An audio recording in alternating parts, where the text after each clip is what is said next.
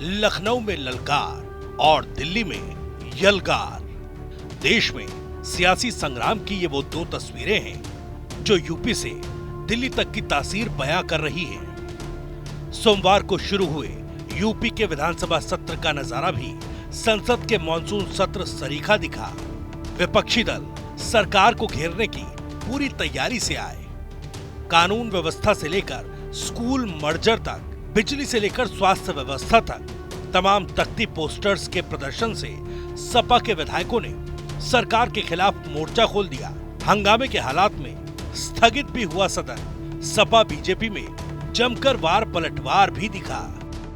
बहस शुरू भी हो गई थी, लेकिन प्रदेश के मुख्यमंत्री ने जो तानाशाही पूर्ण धमकी देने का काम किया, उसके विरोध में हम लोगों ने आज प्रदर्शन करने का काम किया।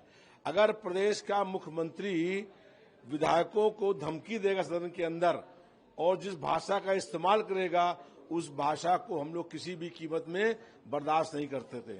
मुख्यमंत्री कह रहे हैं कि समाजवादी और लोकतंत्र दोनों अलग अलग हैं।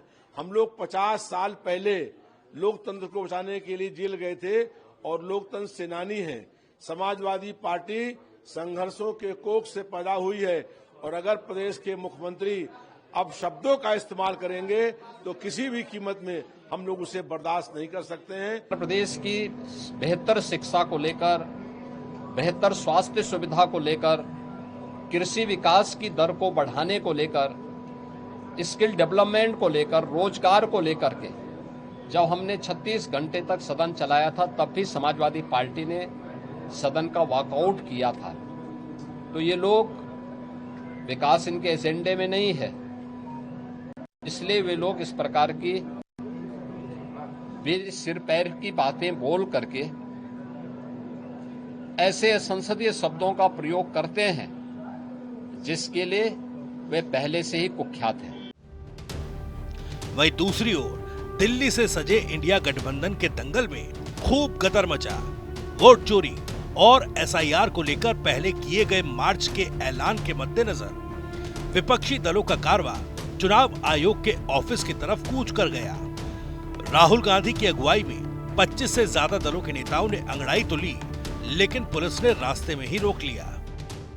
वो एक्चुअली बात नहीं कर सकते हैं, रियलिटी ये है, क्योंकि सच्चाई देश के सामने है और ये जो लड़ाई है ये राजनीतिक नहीं है, ये कॉन्स्टिट्यूशन की लड़ाई है।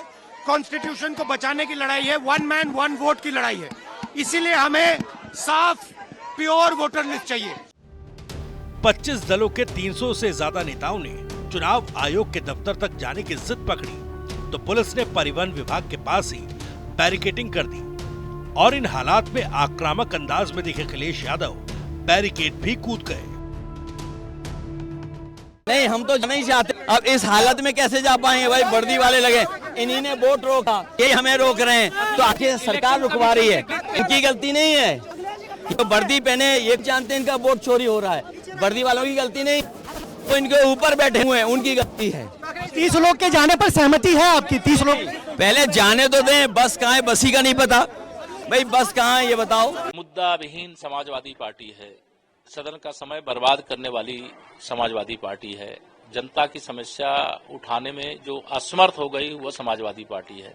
इसलिए समाजवादी पार्टी को समाप्तवादी पार्टी बनाने का काम जनता करेगी। वो देख रही है कि जनता ने इसलिए विपक्ष में भेजा था कि वहां जनता की समस्या को उठाओ और वहां हंगामा करके सदन की कार्रवाई नहीं चलने देना, जनता का पैसा बर्बाद करना, ये तो गैर जिम्मेदाराना विपक्ष का रखना।